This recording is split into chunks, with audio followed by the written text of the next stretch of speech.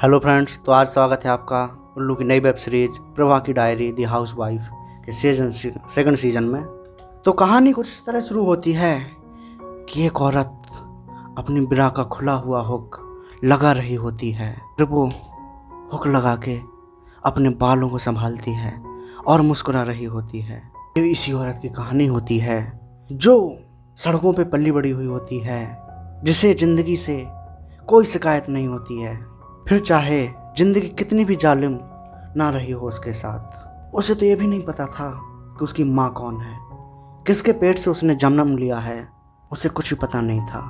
जैसे ही वो थोड़ी बड़ी हुई, जैसे वो बड़ी हुई तो उसका जिस्म उसकी दौलत साबित हुआ।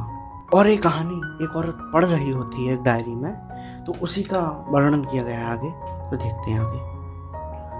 भोपाल में कहीं पैदा हुई थी रायना नाम की लड़की, और जब वो बड़ी हुई तो किसी सेठ के घर पे रहते उसके घर के काम के साथ उसकी जिस्मानी ज़रूरतें भी पूरी करती थी। और ये सब करने के साथ साथ वो थोड़ी बहुत पढ़ाई भी कर लेती थी, और दिमाग की तेज वो थी ही, और उसी की वजह से वो जल्द ही इंग्लिश बोलना भी सीख गई। और फिर एक दिन वो भोपाल से भागकर मुंबई पहुंच गई, और वहाँ पर मुंबई में कुछ दिन भटकती रही। और वहाँ कुछ भटकने के बाद एक सील नाम के फोटोग्राफर से मिली, और अपने हॉट जिस्म के बलबूते पर वो उसके घर में घुस गई। वो बहुत अच्छे से जानती थी कि सील के लिए वो सिर्फ जिस्मानी भूख है, लेकिन वो आज में जीना जानती थी। और यहीं पे फिर वो रायना सील के ऊपर बैठी हुई होती है बिकनी पहनकर, और फिर आके उसको चूम रही होती है, और सील नीचे लेटा हुआ होता है और उसको चूमती है, और सील उसके हाथों को पकड़ता है। फिर रायना उसके सर पे हाथ घुमाते हुए उसको किस कर रही होती है, और दोनों किस करने लगते हैं, चूम रहे होते हैं होंठों से होंठ। और फिर वो अपने बाल संभालती है, और फिर वो सील के ऊपर से हट जाती है और सील बैठ जाता है, और बैठ के दोनों एक दूसरे को चूम रहे होते हैं, और दोनों होंठों से होंठ लगा के चूम रहे होते हैं। और सील उसके गले पे चूमने लगता है, रायना भी सील के गले पे चूम रही होती है, कंधे पे चूम रही होती है, और रायना सील को धक्का देती है, और वो धक्का देते ही सील नीचे लेट जाता है, और फिर रायना लेट जाती है, और सील उसके पीछे से आकर उसके चूमने लगता है, और चूम रहा होता है गले पे, हाथों को पकड़ के उंगलियां में उंगली डाल के, और उसको पीछे से ही पेलना शुरू कर देता है। गपागप शुरू हो जाता है, और चोते चोते चूम रहा होता है गाल पे, कान के नीचे, गले पे, और सफ़ेद राही का गाना चल रहा होता है, और वो पूरा उसके ऊपर लेट गया रहता है, और अभी भी पिलाई चालू रहती है। और फिर दोनों बेड पे लेट जाते हैं, और सील कहता है कि रायना, मैं कनाडा जा रहा हूँ, वाइल्ड लाइफ फोटोग्राफी के लिए कॉन्ट्रैक्ट मिला है। तो रायना उससे बोलती है, तो मैं क्या करूँगी? तो बोलता है, मैं कुछ इंतज़ाम करता हूँ तुम्हारे लिए।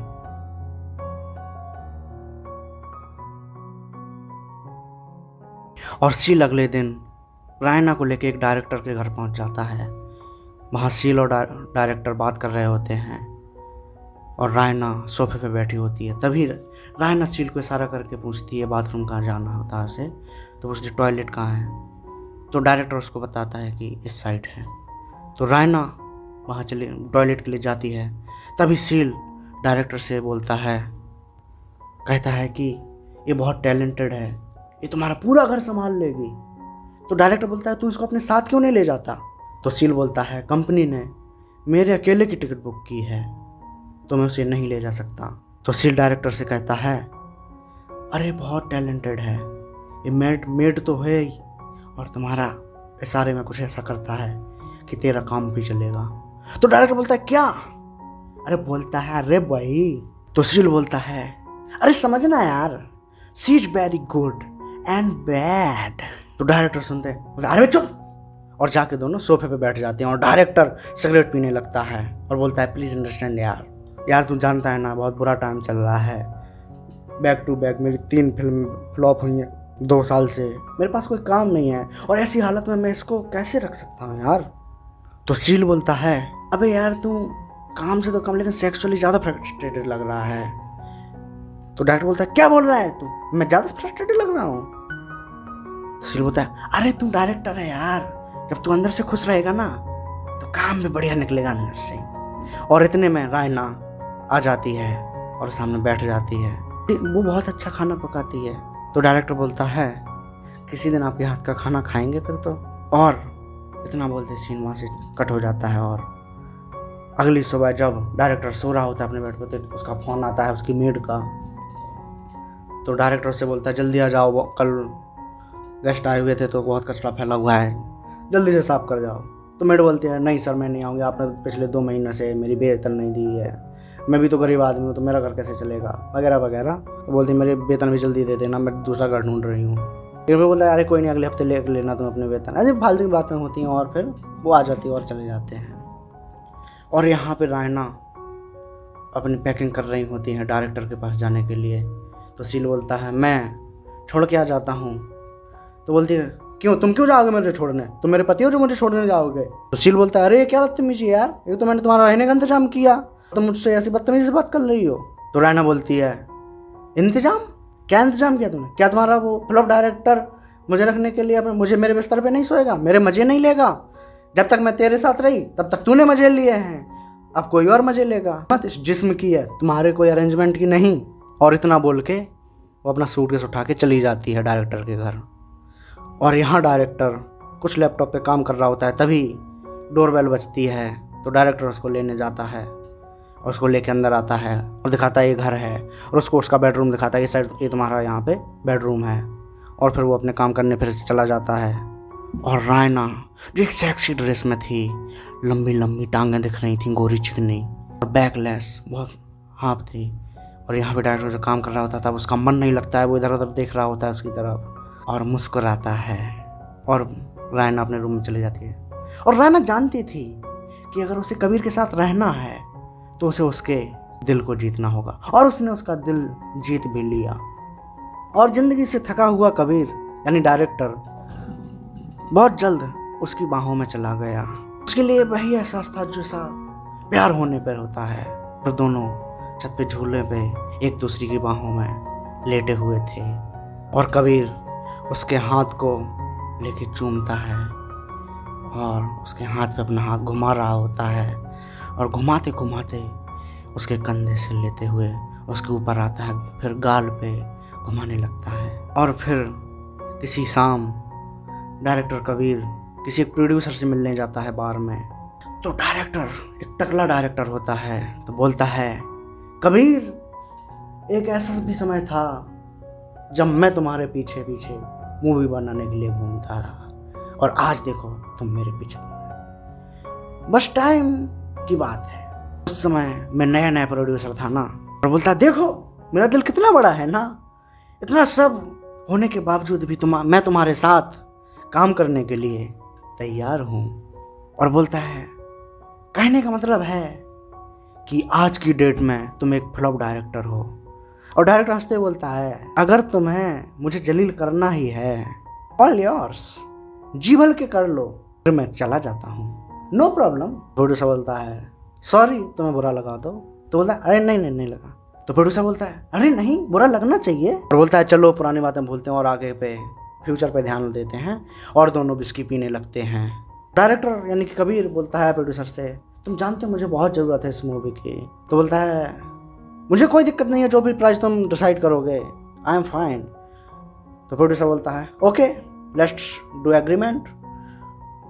तो कबीर बिस्की का एक सिप लेते हुए बोलता है ओके थैंक यू। और घर पे रायना म्यूजिक सुनते सुनते सब्जी काट रही होती है, लौकी को छील रही होती है और सेक्सी डांस कर रही होती है, शॉर्ट में पहने हुए क्या गांड मटका रही होती है और ऊपर भी छोटा से पहना होता है तो उसका पेट भी दिख रहा होता है। और कभी यहाँ छीलती तो कभी वहाँ छीलती। यहाँ पे देखते ही देखते क्या सेक्सी सीन होता है भाई।